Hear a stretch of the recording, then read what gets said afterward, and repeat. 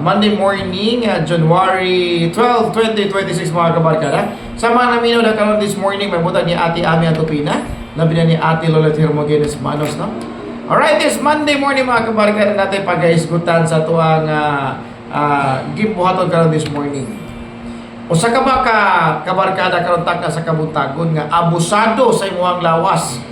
O sa ka ba kabarkada to karon nga walay pakialam sa unsay may tabo basa lang mapahimusta ng imong kakugi o oras nining takna sa kabutagon. Well, badlongon ta mo diya mga kabarkada kay medyo tagilid kita diya napita. Ang pag-abusar sa tuang pisikal nga lawas, dako kinig bati nga resulta sa atong kinabuhi. Paminagin mo maayo. Kung imong balansihon pag-ayo mga kabarkada sa tuang tagsa-tag sa kinabuhi karon, ang imuhang dili pagtugot nga ampingan ang imong lawas, mo resulta gini siya og dili maayo sa umaabot nga panahon. Sama na lang sa mga bawal nga mga kanon nimo, bawal ka mo kanon mga karne sa baboy, nya bawal ka magpalabyo ganang mga sodas or mga soft drinks, pero sige gyapon ka og buhat ana. Bawal ka o mukaon nga mga dili pwede nimong kanon, pero kasi nga po kagkaon sa mga bawal nimong kanon, what will happen? Hinahinay di ka makabantay, your body will deteriorate. Ang imong lawas, ang hinahinay, ang muatras na sa bisag unsa nga matang sa imuhang tambal nga pagaimnon. Bisag kada adlaw pa ka naginamog tambal nga maintenance. Kung wa ka mo tabang sa imong kaugalingon, nga mahalikay ka sa bisag unsa magani ang hinungdan nga nakainom kag tambal nga maintenance, useless ra gapon mga kabarkada. Kay pinakauna na, yes, present ang imuhang maintenance. Bisag unsa man na, pag high blood, pag diabetes or whatsoever na katambal mga kabarkada, present na. But sultihan lang gyud mo. Kung present man gani nating mga tambala, huna-hunaan ang gyud pag-ayo mga kabarkada. Nganong nag-inom ang gyud ka ana? Unsa man gyud hinungdan nga nag-inom ka ana? Atong ibutang sa mga high blood diyan, no? Mga high blood. Ngano naginom ka og tambal, maintenance sa kontra high blood. Ay para dili na ko ma-high blood. Unya ini ka udto kusog ka mo habhab og humba. No? Dili ka mo kaon sa walay soft drinks ini ko magkaon. Di ba? So, study shows mga kabarkada, kita raga po'y nagpatay sa ato ang kaugalingon. Kita raga po'y hinungdan nga nadugta ta sa ato ang mga kasakitan. Kita raga po'y hinungdan mga kabarkada nga magkasakita. Nagkadaiyang mga sakit.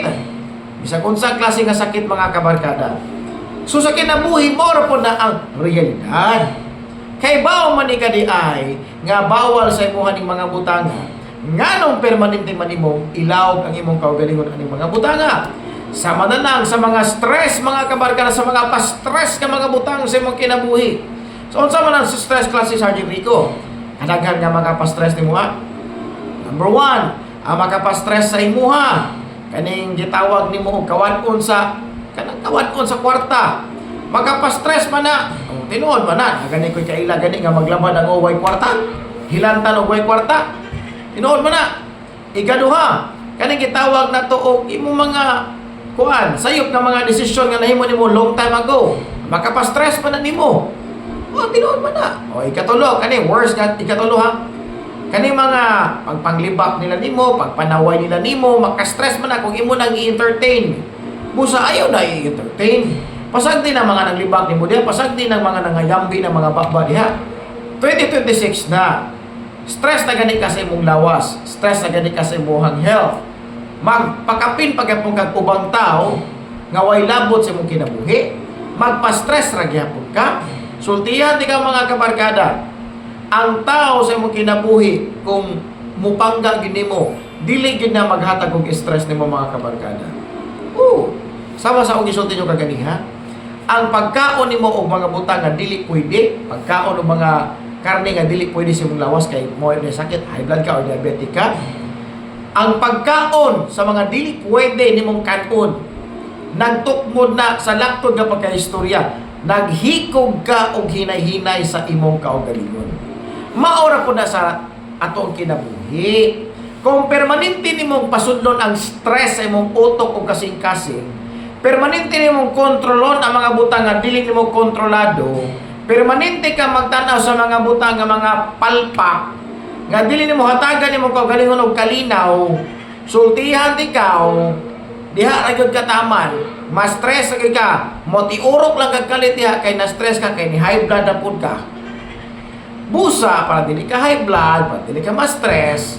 Ayaw na og kontrola ang mga butang nga dili nimo kayang kontrolon. Kaya mo sumbalik magyapon na sa imo sa umabot ka panahon. Tinuod man na. Inig sumbalik aning mga butanga sa umabot ka panahon sa imong kinabuhi, ay dili ikakasagang aning mga kabarkada kay once gani nga moabot ang panahon og kahigayunan nga ang lawas ani mo deteriorate kunya dili na mo dawat og tambal. Tungod kay na over na ang mga kana pagkaon nimo dili pwede. Goodbye Philippines sa gid ka. Goodbye Philippines sa gid ka mga kabarkada. Goodbye world na gid ka. So, simple ra ang punto diha.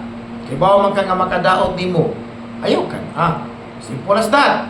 Kibaw man ka nga makadaot nimo ang mga istorya nga bati sa imuha, ayaw entertain na. Ayaw paminawa. No? Ayaw panumbalinga. No? Pasagdi sila mga yambi na ilang mga baba diha. Besides, the truth will always prevail mga kabarkada. Wala pag na usab bisag kanusaw bisag kausa nga ang kamatuoran permanente ginang magdinaugon. Mudaw gina kamatuoran. Naay usay dugay lang makadaw ang kamatuoran, pero worth it ra pod kung panahon na nga ang kung kamatuoran na ang musyagit murag tingog sa leon ang kamatuoran. In short mga kabarkada, mupagawas o mugawas gina siya ang kamatuoran. Kaya mo tayo mahimo, dili man o walay ni bisan kinsa ang makasilyo sa kamatuoran.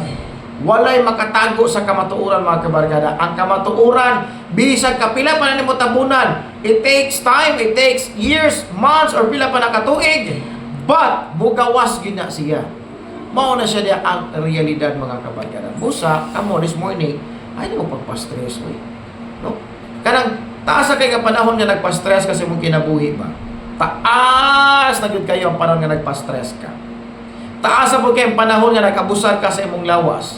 Taas sa pagkayang panahon mga kabarkada nga imong gitolerate ang mga tao nga sige panglibak nimo. Ayaw na sila paminawa. Ayaw na sila og kanang tagai og oras. Ayaw na sila tagai higayon nga makasamok-samok sa imong kinabuhi.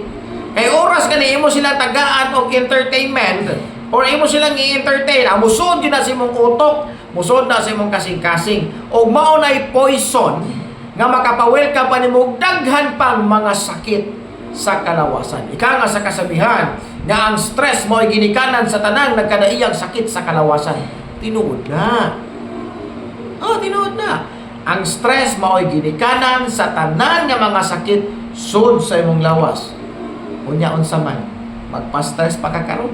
Useless ang imong beauty rest kung inigbangon nimo, nag-entertain na pod kag makapa-stress nimo. Useless ang imong mga vitamins o unsa pa na imong mga minerals diha imong ginainom kada adlaw kung permanente nimong i-entertain ang stress.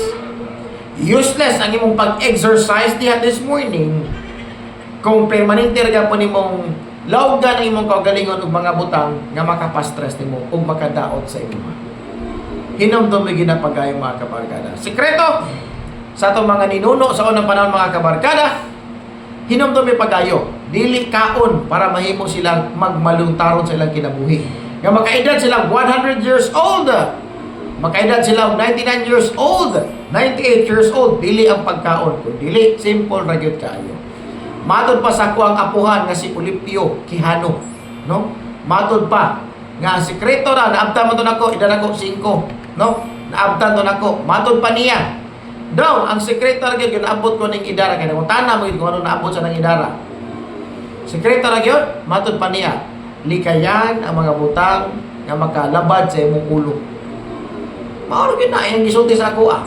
Naabot sa atong pinatong tuigas ang edad mga kabarkada before siya ni panaw nining kalibutan. So, simple lang. Sa mga maintenance niya, balikon ako. Ang mga ginadili, likaye. Simple as that. No? Kamo dihang na daghang mga kanang anxiety, naka-feel kang anxiety, naka-feel kang stress. Subaya kung sa naka-feel nimo og nakahinungdan nga nakadawat ka ng anxiety o kanang stress. Subaya, unya, tanawa kung worth it ba nga ma-stress ka o makafeel kag anxiety. Tanawa ang mga butang. Kung dili gani worth it gani nga ma-stress ka o makafeel kag anxiety, buhiin na uy. Ilabay na uy kay dili na bulawan nga makadato nimo og samot. Make sense? So this morning, I'm hoping na nadugang sa iyong mga maayong kaalam nining kabuntagon. Sa ko here, dahil ko Diyos karon yan to God! Be all the glory na dyan mga kabarkada. Walay laing labaw nga makagagaw ang labaw gamhanan na yun natong kanan. May muntag, happy Monday morning, Sergeant Rico.